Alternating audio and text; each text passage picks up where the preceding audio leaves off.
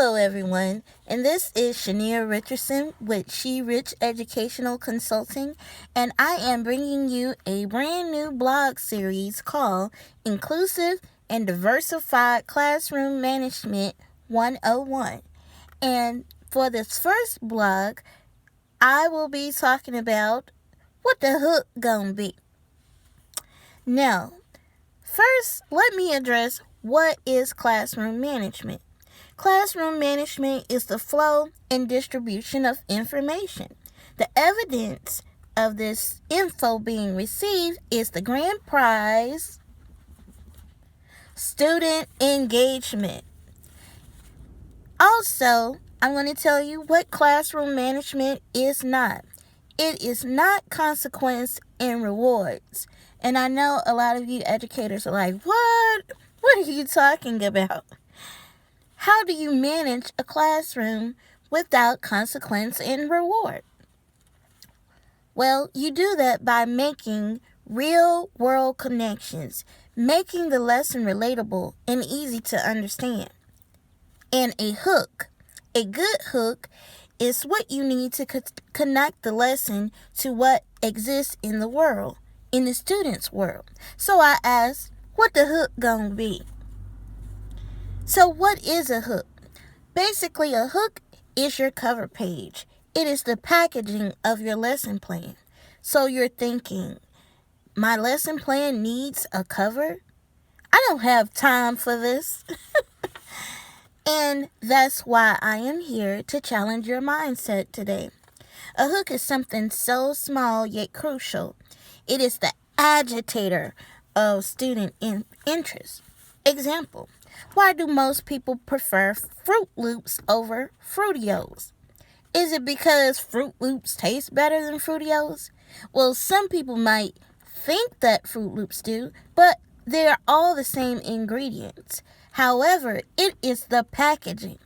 Fruit Loops has a toucan and it's in a red box in all these pretty colors, and Fruitios just have like a white label with a splash of color here and there. It's all in the packaging. So we as teachers, we need to dress up our lesson plans, decorate them, if you will, make them appealing. But maybe you're asking, isn't a hook the same as a bell ringer? No, it comes before the bell ringer. Example, my ninth graders were very resistant when I gave them bell ringers because my bell ringers look like sample test questions or mini essays. So when they were coming into the classroom, I had the hardest time getting them to get ready and be prepared. They always had excuses. I don't have a pencil. My paper is out. I need to clean out my book bag. Any excuse would do. And it was because of my packaging.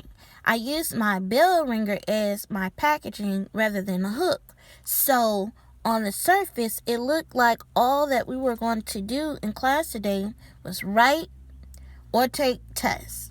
And that is very intimidating for students. So when I could not get their compliance, I ended up, as a novice, creating a system of reward and consequence. Surely that would fix it, right? Nah, it didn't. Because I wasn't able to consistently reward the students that were in compliance. And my students had began to rely on my extrinsic motivators. And they did not learn how to become independent and self-sufficient by way of getting started and doing their classwork as they should. Only the students that had a bit of self-efficacy regarding the bell ringer were able to even accept the reward. And on the other hand, the consequence that I issued, it was either point deduction or zeros for incompletion. That didn't hold up too well because the first lesson of the day that I was teaching students was failure and wrong. You have failed and you are wrong. And so ultimately, these students shut down for the rest of the day, and it was as if I could not reach them anymore because I started off giving them a consequence. Fast forward to today, 12 years later, I resolved that students needed a motivation, a warm-up, something fun to help their minds ease into the transition of learning, and that's where a hook comes in. So you're like, okay, Miss Richardson, so what can I use for a hook? Glad you asked. Music. Easy to access, provokes positive emotions, a mood booster, and it only takes 3 minutes.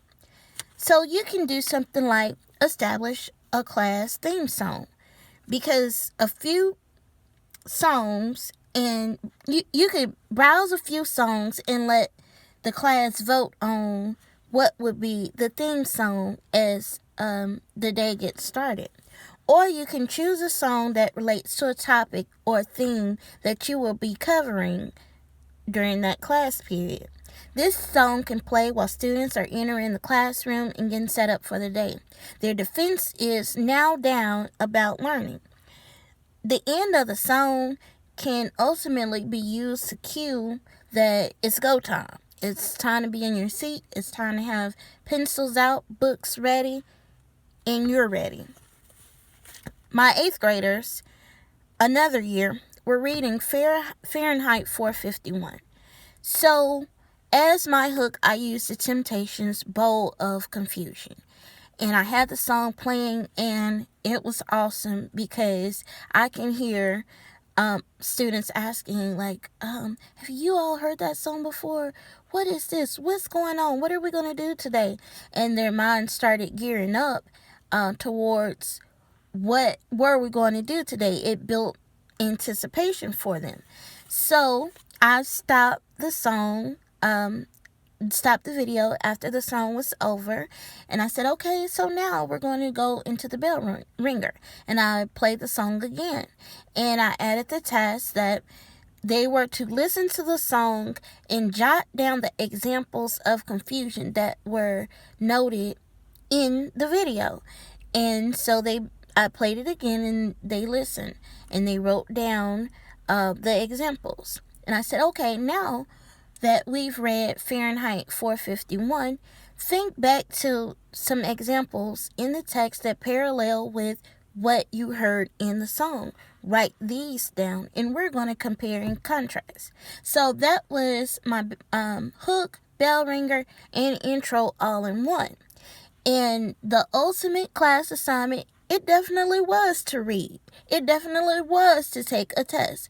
So I encouraged the students. I said, okay, now that you have a practice in, you're going to read pages blah, blah, blah, and you're going to find examples of different problems that happen throughout the story, and you're going to jot those down.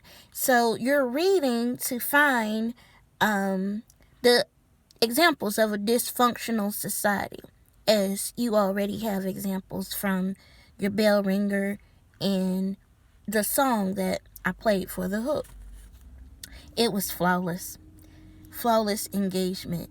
And by the time my students finished reading their selected pages, they were ready for that quiz. And they took that quiz, and I didn't have anyone that made less than an 80% on that quiz.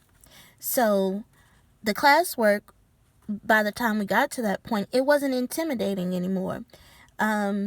So to read and to jot examples and prepare them, it was a great warm-up, and it was a flawless student engagement. It took me 12 years, but I got it. My packaging was good, and that's what I'm saying about a hook. Your hook is your packaging, and if your packaging looks good, your students will buy. So a hook can also be a crazy question like, would you rather be a bird or a fish? When I say go, turn to your neighbor and discuss for 2 minutes. Would you rather be a bird or a fish? Go. And that's like an icebreaker, and it motivates and warms students up and get them ready for the day. You can also use videos. I've used videos before, pictures, show and tell objects. Let your imagination go wild. Now, even on a good day, you may have the one. You know the one. Don't say the name. You know that one student. You know who I'm talking about. The one that does not comply. Simply be easy. Go check in with the student.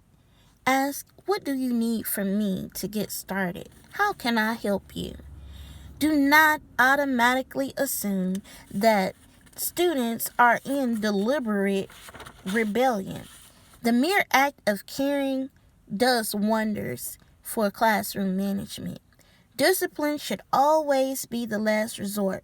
Always assume that every child wants to be a success, because it is true. Students tend to be really good at communicating their frustrations, but lack resolution. That's where you come in as the educator. You want to help them get rid of the barriers that keep them pinned against the wall and keep them from engaging. And we know a lack of engagement equals a lack of learning. So, and my formula for that is student frustration plus teacher frustration equals a learning apocalypse. And every teacher knows what a learning apocalypse is. It's a complete and utter disaster in the classroom. And sometimes, because you have that one, you know that one, that one child. Checking in might not be enough for them. And they may go on and on, blah, blah, this, that, they're just going off on a tangent. And simply, what I would do is, if they were uncooperative to that degree, I would write a pass. I say, hey, you need to take a reset. Go to the restroom. You have 5 minutes. When you come back, I expect for you to be on task. I expect for you to be respectful, and I expect for you to be ready to roll. Go ahead.